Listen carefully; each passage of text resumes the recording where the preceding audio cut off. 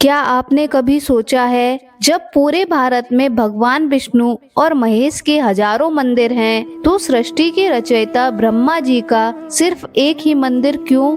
ऐसा क्या हुआ था कि उनकी अपनी पत्नी सावित्री ने उन्हें ऐसा श्राप दे दिया, जिसके कारण आज भी उनकी पूजा पूरे भारत में नहीं होती। आज हम आपको सुनाने जा रहे हैं पुष्कर के ब्रह्मा मंदिर की वो पौराणिक कथा, जिसका वर्णन मिलता है हिंदू धर्म ग्रंथ पद्म पुराण में। हिंदू धर्म में तीन प्रधान देव माने जाते हैं, ब्रह्मा, विष्णु और महेश। ब्रह्मा सृष्टि के रचयिता हैं, विष्णु पालनहार हैं और महेश यानी भगवान शिव संहारक। लेकिन एक समय ऐसा आया जब पृथ्वी पर बर्जनास नामक राक्षस ने अत्याचारों की हदें पार कर दी। धरती पर हाहाकार मच गया।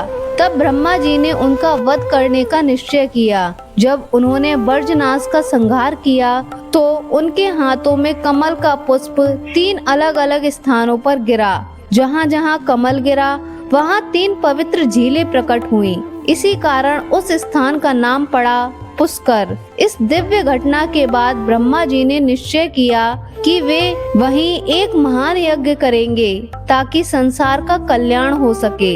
यज्ञ का समय आ चुका था, लेकिन एक समस्या थी। यज्ञ की पूर्णता के लिए पत्नी का साथ होना आवश्यक था, परंतु देवी सावित्री किसी कारणवश समय पर नहीं पहुंच सकी। समय निकलता जा रहा था। देवताओं ने आग्रह किया कि शुभ मुहूर्त व्यर्थ न जाने दें। तब ब्रह्मा जी ने एक निर्णय लिया। उन्होंने गुज्जर समुदाय की एक पवित्र कन्या गायत्री से विवाह कर यज्ञ आरंभ कर दिया। उसी क्षण देवी सावित्री वहां पहुंची। उन्होंने देखा उनके स्थान पर कोई और कन्या बैठी है। उनका क्रोध भयानक था। देवता तक भयभीत हो उठे। क्रोधित सावित्री ने ब्रह्मा जी को श्राप दिया, देवता होते हुए भी आपकी पूजा कभी नहीं होगी। पूरे भारत में आपका कोई मंदिर नहीं बनेगा। देवताओं ने विनती की, लेकिन श्राप वापस नहीं लिया गया। जब उनका क्रोध शांत हुआ तब उन्होंने कहा, सिर्फ पुष्कर में ही आपकी पूजा होगी। यदि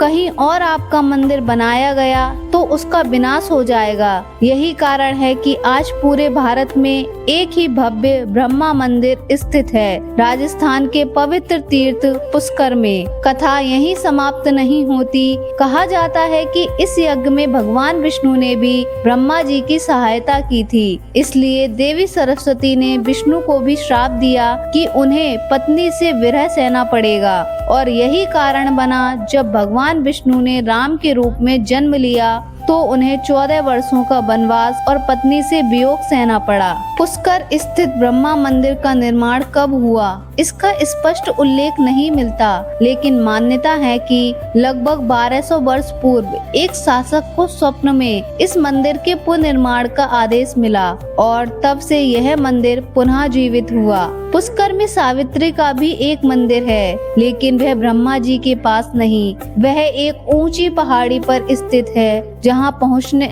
तक पहुँचने के लिए सैकड़ों सीढ़ियाँ चढ़नी पड़ती हैं। मानो आज भी सावित्री जी अपने स्वाभिमान के साथ अलग विराजमान हो। कहा जाता है कि ब्रह्मा जी ने कार्तिक पूर्णिमा के दिन यज्ञ किया था। इसी कारण हर वर्ष अक्टूबर-नवंबर में कार्तिक पूर्णिमा पर पुष्कर मेला लगता है। हजारों श्रद्धालु इस अवसर पर ब्रह्मा जी के दर्शन के लिए आते हैं। मान्यता है कि इन दिनों पूजा करने से विशेष पुण्य की प्राप्ति होती है। तो यह थी कथा, एक श्राप की, एक यज्ञ की और एक ऐसे देवता की जो सृष्टि के रचयिता होते हुए भी पूजा से वंचित रह गए। क्या यह केवल एक पौराणिक कथा है या इसमें छुपा है कोई गहरा आध्यात्मिक संदेश? अगर आपको यह कहानी पसंद आई हो तो वीडियो को लाइक करें, शेयर करें और ऐसे ही रहस्यमयी पौराणिक कथाओं के लिए चैनल को सब्सक्राइब जरूर करें। जय श्री ब्रह्मा, जय तीर्थराज पुष्कर।